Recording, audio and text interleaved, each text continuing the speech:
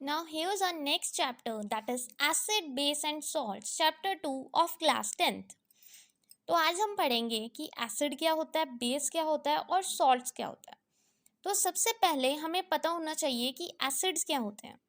Acids क्या होते हैं मीन्स जो एसिड होते हैं हमेशा सार इन टेस्ट होते हैं और अपना कलर चेंज कर लेते हैं ब्लू टू रेड। मतलब जो एसिड होते हैं वो क्या होते हैं, सार इन टेस्ट, टेस्ट में खट्टे होते हैं। और अपना कलर, जब भी कोई पेपर होता है, जैसे ब्लू कलर का कोई लिटमस पेपर है, ब्लू कलर का कोई पेपर होगा, आप उसको एसिड में डालोगे तो वो रेड कलर में कन्वर्ट हो जाएगा। मीन्स एसिडिक मीडियम क्या होता है, एसिड मतलब होते हैं जो वो सार होते हैं और अपना कलर चेंज कर लेते हैं ब्लू टू रेड। उसके बाद बेसिस क्या होते हैं, बेसिस होते हैं जो बिटर होते हैं, बिटर मीन्स कड़वे, बिटर होते हैं टेस्ट में और इनका कलर कैसे चेंज होता है, रेड टू ब्लू। आपको एसिड के बारे में पता होना चाहिए और बेस के बारे में। मैं दूसरी बुक से भी आपको लाइन वाइज लाइन पढ़ा दूंगी, तो आप उससे भी देख लेना। मैं मीन हर सोर्स से आपको पढ़ाऊंगी, आपको जहाँ से इजी लगता है आप वहाँ से लर्न कर सकते हो। तो यहाँ पे एसिड की डेफिनेशन आपको क्लियरली दी गई है कि एसिड क्या होते हैं। एसिड क्या होते हैं, एसिड वो सब्सटेंस होते हैं हुज वाटर सोल्यूशन टेस्ट सार। मीन जो एसिड होते हैं वो उनका क्या टेस्ट होता है, सार टेस्ट। और क्या करते हैं, वो ब्लू लिटमस को रेड में चेंज कर देते हैं और बेस को न्यूट्रलाइज कर देते हैं। मीन्स जो एसिड होते हैं सार इन टेस्ट होते हैं और ब्लू लिटमस को रेड में चेंज कर देते हैं, जो ब्लू पेपर होता है उसको रेड में चेंज कर देते हैं। उसके बाद जो बेस होते हैं, बेस क्या होता है, बेस जो सब्सटेंस होते हैं वो बिटर होते हैं टेस्ट में और रेड को ब्लू में चेंज कर देते हैं। मीन्स ये दोनों एक दूसरे के ऑपोजिट है। लिटमस के मामले में देखा जाए तो एसिड होते हैं ब्लू टू रेड और बेस होते हैं रेड टू ब्लू। उसके बाद हम देखेंगे सॉल्ट क्या होता है। सॉल्ट क्या होता है, सॉल्ट हमें पता है ना ही एसिडिक होता है ना ही बेसिक होता है। सॉल्ट एक न्यूट्रल सब्सटेंस होता है जिसका एक्वस सोल्यूशन लिटमस कोई इफेक्ट नहीं करता, क्योंकि सॉल्ट तो नॉर्मल होता है, ये क्या इफेक्ट करेगा, ना ही ये एसिडिक में आता है ना ही बेसिक में, it is neutral in nature. इसके बाद हमें पता होना चाहिए इंडिकेटर्स क्या होता है। इंडिकेटर्स साइंस के लैंग्वेज में जो इंडिकेटर्स होते हैं, इंडिकेटर क्या काम क्या होता है इनका, ये वो सब्सटेंसेस होते हैं जो हमें अलग अलग कलर देते हैं एसिडिक सोल्यूशन में और बेसिक सोल्यूशन में। मीन्स हमें कलर देने का काम करते हैं ये एसिडिक सोल्यूशन में और बेसिक में। मोस्टली जो हम इंडिकेटर्स यूज़ करते हैं कौन से होते हैं, वो लिटमस, जैसे हमने ये लिटमस यूज़ किया यहाँ पे जो ब्लू को रेड में टर्न कर रहा है क्योंकि वो एसिडिक सोल्यूशन था, और बेसिक में उसने क्या कलर दिया, रेड टू ब्लू। मीन्स ऐसे ही इंडिकेटर्स कलर देते हैं। एक इंडिकेटर कौन सा, लिटमस जो हमने यूज़ किया था। एक होता है टर्मरिक, मतलब हल्दी जिसको कहते हैं turmeric. You can also use phenolphthalein and methyl orange. Methyl orange pink में चेंज कर देता है एटसेट्रा। उसके बाद हमें जो मेन चीज़ इसमें पता होनी चाहिए कि जो एसिडिक नेचर होता है सब्सटेंस का, जब भी कोई एसिड के साथ रिएक्शन होगी, कहने का मतलब इनका ये है, जब भी एसिड के साथ कोई रिएक्शन होगी तो हमें कौन से आयंस फॉर्म होंगे, H positive ions. Means acidic nature में हाइड्रोजन आयंस फॉर्म होंगे और बेसिक नेचर में OH negative ions means hydroxide ions form होंगे सोल्यूशन में। इतना पता लग गया। उसके बाद हमने यहाँ पे एसिड भी पढ़ लिया, बेस भी पढ़ लिया और यहाँ पे इंडिकेटर्स भी पढ़ लिए कि कौन कौन से होते हैं, इसमें से क्लियर हो गया। अब उसके बाद हम क्या पढ़ेंगे इसमें, acid and bases in the laboratory, कि लेबोरेटरी में कैसे यूज़ करते हैं एसिड एंड बेसिस को, उनका क्या यूज़ करते हैं लैब में। तो हम इसके बाद एक डेफिनेशन पढ़ेंगे जिसको कहते हैं all factory indicators. All factory indicators कौन से होते हैं, ऑल फैक्ट्री इंडिकेटर्स ऐसे सब्सटेंस होते हैं हुज अडॉट चेंजेस इन एसिडिक और बेसिक मीडिया, कि जब हम उसको एसिड में डालते हैं या उसको बेसिक में डालते हैं, एसिड या बेस किसी में भी डालते हैं तो उसका अडॉट चेंज हो जाता है। मीन्स उसकी जो स्मेल होती है वो चेंज हो जाती है। ये आपको इतना नहीं आएगा, बस सिंपल आपको आएगा कि ऑल फैक्ट्री इंडिकेटर्स क्या होते हैं और इनके कुछ एग्जांपल्स। ये आपको 3 एग्जांपल्स लर्न करने होंगे, वनीला, अनियन एंड क्लोव। ये question exam point of view से इतना इंपॉर्टेंट नहीं है, बट फिर भी यू शुड नो। फिर आ जाते हैं how do acids and bases react with metals. Metals, हमें कुछ मेटल्स के नाम जैसे पता है, मैंने पिछली वीडियो मेटल्स और नॉन मेटल्स पढ़ाए थे, तो आपको पता होना चाहिए मेटल्स कौन कौन से होते हैं। कुछ मेटल्स के नाम याद कर लो if you want. Zinc, copper, sodium, calcium, magnesium, ये सभी क्या होते हैं? मेटल्स। यहाँ पे एक एक्टिविटी की गई है, इस एक्टिविटी में बस उन्होंने यही बताया हमें कि इन्होंने जैसे कहा कि हमने अपरेटस सेटअप कर दिए, हमने 5 ml डिल्यूट सल्फ्यूरिक एसिड लिया, एक एसिड लिया इन्होंने टेस्ट ट्यूब में, और उसमें कुछ जिंक ग्रैन्यूल्स डाल दिए, मतलब कुछ मेटल डाल दिया उस एसिड में। तो आप क्या ऑब्जर्व करेंगे, जब हम टेस्ट ट्यूब में वो डाला तो क्या हुआ? हाइड्रोजन गैस के बबल्स बने, और हाइड्रोजन गैस के बबल्स बनने के बाद जब उस हाइड्रोजन गैस को इवॉल्व किया गया थ्रू द सोप सोल्यूशन, जब वो सोप सोल्यूशन में डाला गया तो क्या हुआ? तो उसमें बबल्स फॉर्म हुए, और बबल्स फॉर्म होने के बाद ये जो बबल्स फॉर्म हुए, इसके बाद why the bubbles formed in a soap solution, bubbles क्यों फॉर्म हुए सोप सोल्यूशन में? बबल्स इसलिए फॉर्म हुए क्योंकि जो हाइड्रोजन गैस होती है वो बहुत ज़्यादा लाइट होती है वेट में, उसका वेट बहुत ज़्यादा कम होता है, जिस वजह से वो सोप सोल्यूशन में मिक्स नहीं हुए और एज अ गैस उड़ गए। और जो हाइड्रोजन गैस है, जब उसको हमने थोड़ा सा हीट दिया, मतलब हल्का सा कैंडल से हीट दिया उस हाइड्रोजन के बबल को, तो उसमें से साउंड निकली, क्रैकलिंग साउंड कहते हैं जिसको, पॉप साउंड कहते हैं। एकदम से जैसे पॉपकॉर्न बनाते एक साउंड निकलती है, उसको पॉप साउंड कहते हैं। जैसे कि हाइड्रोजन के बबल्स थे, उसको कैंडल से थोड़ा सा हीट दिया तो उसमें से पॉप साउंड निकला। ये आपको रिएक्शंस में काम आएगा कि जब भी आप एक एसिड को रिएक्ट करते हो किसी मेटल से तो आपको हाइड्रोजन मिलता है। ये मैंने आपको पढ़ाया था कि एसिडिक नेचर में हाइड्रोजन मिलते हैं, हाइड्रोजन आयंस, और बेसिक में मिलते हैं हाइड्रोक्साइड आयंस, जिसको OH बोलते हैं। तो वो क्या साउंड निकालेगा? Pop sound. उसके बाद यहाँ पे इन्होंने सिंपल बताया कि जब एसिड मेटल से रिएक्ट करता है तो हमें क्या मिलता है? सॉल्ट और हाइड्रोजन गैस, जैसे कि हमने अभी पढ़ी पॉप साउंड के साथ। तो ये एक रिएक्शन है, ये बहुत ज़्यादा इंपॉर्टेंट है, आपको पता होनी चाहिए, क्योंकि एसिड तो मेटल के साथ रिएक्ट करके सॉल्ट और हाइड्रोजन बनाते हैं, बट सिर्फ एक ही बेस ऐसा है, मतलब एक ही, मतलब जो बेस है, सिर्फ एक मेटल ऐसा है जो सिर्फ बेस से रिएक्ट करके हाइड्रोजन गैस निकालता है। इसलिए ये रिएक्शन इंपॉर्टेंट है, बिकॉज ये एक लौता ऐसा मेटल है जो बेस के साथ रिएक्ट करके हाइड्रोजन गैस निकालता है, वो है जिंक। जिंक एक बेस के साथ रिएक्ट किया और उसने रिएक्शन करके, सोडियम हाइड्रोक्साइड एक बेस है, जिंक के साथ उसने रिएक्ट किया और उसने बना दिया सोडियम जिंकेट, साथ में निकाल दी हाइड्रोजन गैस। इतना समझ आ गया? और इसके बाद आप क्या करेंगे, इसके बाद आप पढ़ेंगे पीएच क्या होता है। पीएच क्या होता है? पीएच को हम बोलते हैं पोटेंशियल ऑफ हाइड्रोजन, कि उस चीज़ में हाइड्रोजन का पोटेंशियल कितना है। 3 मीडियम्स आप पढ़ेंगे, एक होता है एसिडिक मीडियम, एक होता है अल्कलाइन मीडियम, और एक होता है न्यूट्रल मीडियम।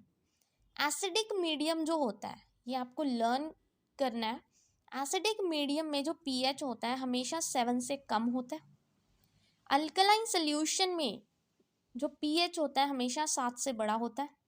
न्यूट्रल में ना ही एसिडिक ना ही बेसिक, वो हमेशा क्या होता है? उसके बराबर, मीन्स इक्वल होता है। मीन्स एसिडिक में लेस 7 से, अल्कलाइन में 7 से बड़ा, न्यूट्रल में इक्वल टू 7।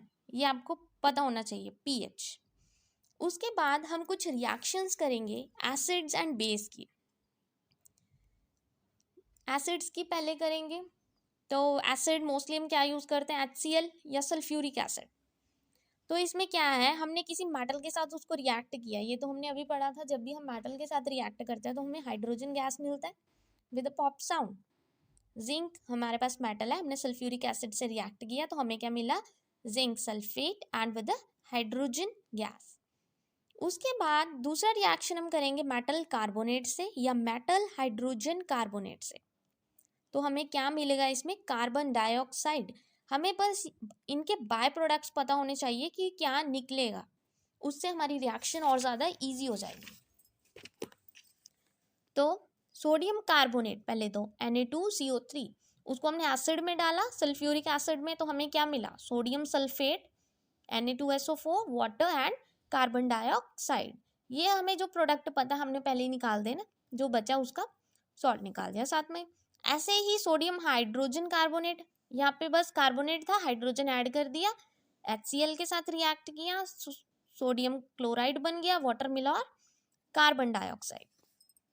ना नेक्स्ट एसिड के रिएक्शन यही थे। इसके बाद हम रिएक्शन करेंगे बेस के साथ, और ये रिएक्शन सबसे ज़्यादा इम्पोर्टेंट है एग्जाम पॉइंट ऑफ व्यू के लिए। आगे जाके भी फ्यूचर में ये रिएक्शन बहुत काम आती है, जो आपको पता होनी चाहिए। रिएक्शन विद द बेस आपको पता होना चाहिए। इसको मैं समझा देती हूँ आपको कैसे इसको करना है। इसमें पहले आप इस पे ध्यान दीजिए कि जब भी कोई एसिड और बेस दोनों मिलते हैं, मीन्स रिएक्टेंट है, एसिड और बेस को हम मिक्स करते हैं तो हमें क्या प्रोडक्ट मिलता है, सॉल्ट प्लस वाटर। ये हमारे बाय प्रोडक्ट्स हैं। जब भी हम एसिड और बेस को रिएक्ट करेंगे हमारे पास मिलेगा सॉल्ट एंड वाटर। एंड इस रिएक्शन को हम क्या बोलते हैं, acid plus salt is equal to salt plus water, तो इसको हम बोलते हैं न्यूट्रलाइजेशन रिएक्शन। न्यूट्रलाइजेशन रिएक्शन आपको पता होना चाहिए। न्यूट्रलाइजेशन रिएक्शन क्या होती है, जब एसिड को बेस के साथ हम रिएक्ट करते हैं और हमें मिलता है सॉल्ट एंड वाटर, इसको रिएक्शन को बोलते हैं न्यूट्रलाइजेशन रिएक्शन। एसिड HCl है हमारे पास, hydrogen hydrochloric acid sorry, and NaOH हमारे पास हमारा बेस है, सोडियम हाइड्रोक्साइड। तो हमें क्या मिला, NaCl, एक सॉल्ट मिल गया सोडियम क्लोराइड, और हमें बाय प्रोडक्ट मिल गया as a water. I hope it's clear. तो उसके बाद हम क्या करेंगे, सॉल्ट के बारे में कुछ पढ़ेंगे। सॉल्ट क्या होता है हमने पढ़ा था, न्यूट्रल होता है।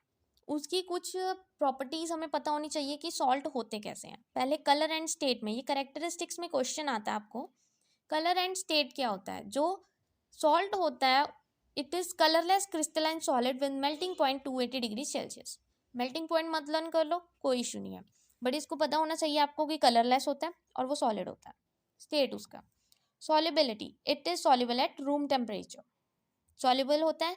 इफेक्ट ऑफ हीट, ये आपको पता है कि जब भी हम सॉल्ट को हीट देते हैं थोड़ी सी भी, उसको उसमें से क्रैकिंग साउंड निकलती है, जैसे कुछ क्रैक हो रहा हो वैसे क्रैकिंग साउंड निकलती है थोड़ी सी हीट देने पर भी।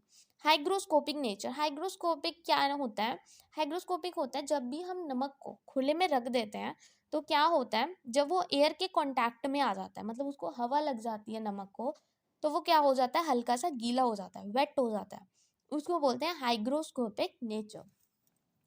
उसके बाद आता है एक रिएक्शन है, action of concentrated sulphuric acid, कि नमक के साथ हमने सल्फ्यूरिक एसिड को रिएक्ट किया और उसको गर्म किया।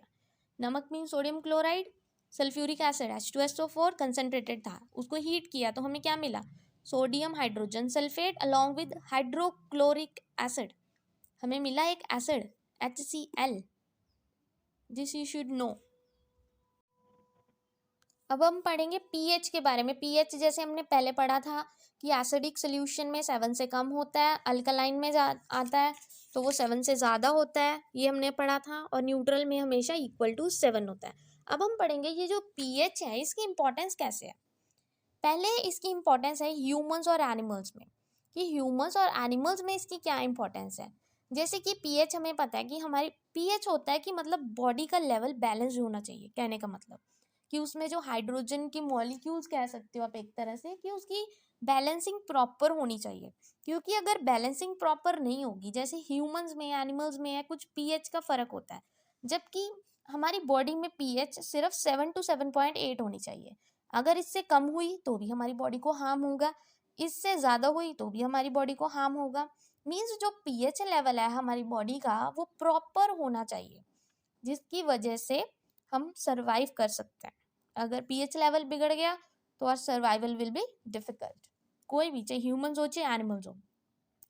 फिर आ जाते हैं प्लांट्स। जो प्लांट्स होते हैं उनको हेल्दी ग्रोथ चाहिए, उनको बड़ा होने के लिए मीन्स हेल्दी चीज़ें चाहिए, उनकी सॉइल भी हेल्दी होना चाहिए, और जो सॉइल है उसका पीएच भी प्रॉपर होना चाहिए। अगर उनको प्रॉपर सॉइल मिलेगा, सॉइल में प्रॉपर पीएच होगा, मतलब ना ही वो अल्कलाइन होना चाहिए ना ही ज़्यादा एसिडिक, बैलेंस रहेगा तो प्लांट्स भी प्रॉपर ग्रो होंगे। प्लांट्स में भी यूज़ पता लग गया। अब आ गया डाइजेस्टिव सिस्टम। डाइजेस्टिव सिस्टम जैसे हमें पता है कि जो हमारा, जैसे हम फूड खाते हैं, हम उस फूड को डाइजेस्ट करते हैं। कई बार क्या होता है, हमारे स्टमक में एसिड बन जाता है, उस एसिड को हम बोलते हैं HCl, हाइड्रोक्लोरिक एसिड बनता है। उस एसिड को हम रिमूव करने के लिए एक मेडिसिन खाते हैं, उसको बोलते हैं एंटासिड। मतलब डाइजेस्टिव सिस्टम में भी पीएच प्रॉपर होना चाहिए। अगर ज़्यादा एसिड हो गया, एसिडिटी हो जाएगी, और एसिडिटी को दूर करने के लिए हम क्या यूज़ करते हैं, एंटासिड। उस मेडिसिन को एंटासिड बोलते हैं। उसके बाद tooth decay cause by acid, means जैसे हम टॉफीज खाते हैं, चॉकलेट्स खाते हैं, उससे क्या होता है, हमारा टूथ डिके होता है और हमारा टूथ पेन होना स्टार्ट हो जाता है जब उसकी पीएच लेवल ज़्यादा हो जाती है हमारे माउथ की। ठीक है, when pH level of the mouth is lower than 5.5, means उनको सिर्फ 5.5 होना चाहिए पीएच लेवल हमारे माउथ में। इतना लर्न नहीं करना, बट आपको पता होना चाहिए कि इसकी इंपॉर्टेंस क्या है। ये क्वेश्चन इंपॉर्टेंट है एग्जाम पॉइंट ऑफ व्यू से। Now comes the chemicals from common salt, कि हमें कॉमन सॉल्ट है जो, उनमें से कौन से केमिकल्स मिलते हैं। 3 तरह के केमिकल्स होते हैं, इनके सिर्फ आपको फॉर्मूले पता होना चाहिए कि इनका केमिकल नेम क्या है, और साथ में इनके दो यूजेस। पहला आता होता है ब्लीचिंग पाउडर। ब्लीचिंग पाउडर किसके यूज होता है, ब्लीचिंग पाउडर का पहले केमिकल नेम पता होना चाहिए, क्या होता है, CaOCl2। और इसके यूज कहाँ होते हैं, पहला तो उसको टेक्सटाइल इंडस्ट्री में यूज किया जाता है for bleaching cotton and लाइनन। Bleaching होता है किसी कलर को रिमूव करना, कि मतलब इसको टेक्सटाइल इंडस्ट्री में यूज करते हैं। जो कपड़े वाली इंडस्ट्री होती है, मोस्टली इनका कलर वगैरह रिमूव करना हो तो उसके लिए ब्लीचिंग पाउडर यूज किया जाता है। उसके बाद आ जाती है ये पेपर इंडस्ट्री में। पेपर जैसे वुड से बनता है, वुड ब्राउन कलर का होता है, तो उसका कलर निकालने के लिए वो ब्लीचिंग पाउडर यूज करते हैं, तभी हमें जाके पेपर मिलता है। Third is it is use to make unshrinkable wool, wool बनाने के काम आता है। Next comes the baking soda. Baking soda का फॉर्मूला क्या होता है, NaHCO3। किसके यूज होता है, for making baking powder. Baking powder बनाने के बेकिंग सोडा काम आता है। और use in soda acid fire extinguisher, आग बुझाने के भी काम आता है। नेक्स्ट हम washing soda, Na2CO3 dot water. Washing soda किसके काम आता है, लॉन्ड्री में for cleaning of clothes. Washing soda मीठा सोडा कहते हैं जिसको हम शायद, और इसको क्लोथ्स वॉश करने के काम आता है, वॉशिंग नाम से ही पता लग रहा है। उसके बाद it is use in laboratory reagents. उसके बाद हमारे पास एक आता है plaster of Paris. Plaster of Paris क्या होता है, इसकी पहले तो जिप्सम से बनता है ये, CaSO4.2 वाटर। इसको 373 केल्विन टेम्परेचर पे जब हम हीट करते हैं तो हमारे पास प्लास्टर ऑफ पेरिस निकल जाता है। ये इसका फॉर्मूला है, CaSO4.half of water, plaster of Paris. Plaster किसके यूज होता है, जैसे हमें पता है हमें फ्रैक्चर्स वगैरह होते हैं तो उस टाइम वाइट कलर का वो पाउडर होता है जो हम फ्रैक्चर टाइम लगाते हैं, वाइट कलर का वो जो पाउडर है उसको प्लास्टर ऑफ पेरिस कहा जाता है। इसकी बस रिएक्शन याद करनी है आपको, आपको एक इसका यूज पता होना चाहिए, that it is use in fractures. I hope acid base reaction is clear to you, acid base salt chapter. So please don't forget to like and subscribe my channel. Thank you very much.